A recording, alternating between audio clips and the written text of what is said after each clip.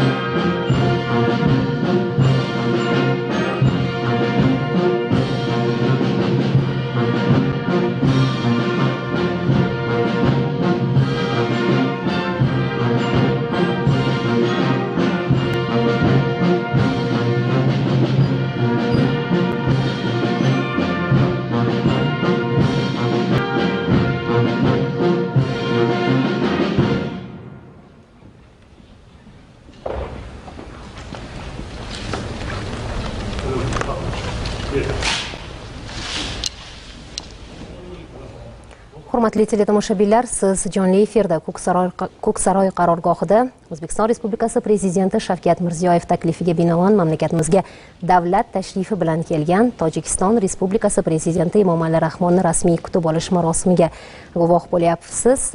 Biroz avval ikki davlat madhiyalari yangradi.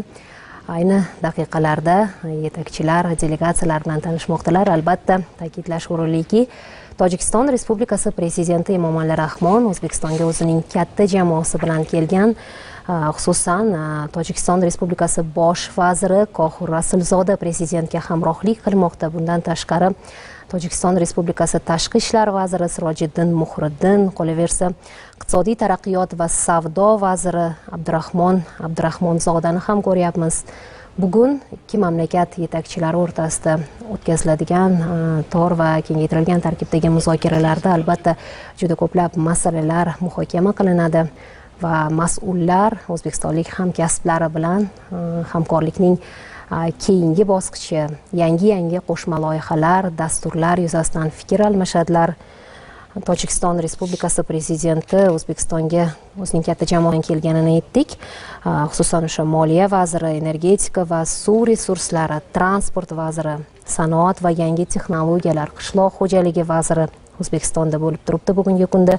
Bundan tashqari, sog'liqni saqlash, ijtimoiy himoya, madaniyat vazirlari ham albatta bugun o'zbekistonlik hamkasblari bilan samarali muloqotlarni o'tkazishga umid qilmoqdalar. Chunki bugun biz ekspertlar ham ta'kidlayotganidek, ikki davlat o'rtasidagi munosabatlar yangi oltin davrga kirmoqda va biz har bir sohada ijobiy o'sishga, chuqur iqtisodiy integratsiyaga guvoh bo'lyapmiz. Va aynan bunga tashrif va uning doirasida o'tkaziladigan uchrashuvlar, muloqotlar, qolaversa mana shu tashrif doirasida bo'lib o'tayotgan juda ko'plab tadbirlar, xususan o'sha olimlarning ilmiy konferensiyalari deymizmi, yoki yoshlar tashkilotlari forumi, yoki bo'lmasa o'sha bugun o'tkazilayotgan hududlararo tarmoq ko'rgazmasini ham aytishimiz mumkin. Mana shu tadbirlar doirasida O'zbekiston va Tojikiston o'rtasida juda ko'plab yangi kelishuvlarga imzo chekilyapti, yangi shartnomalar imzolanmoqda. Bu albatta ikki mamlakat, ikki xalq manfaati uchun xizmat qiladi, hamkorlikni yangi darajaga olib chiqishga xizmat qiladi.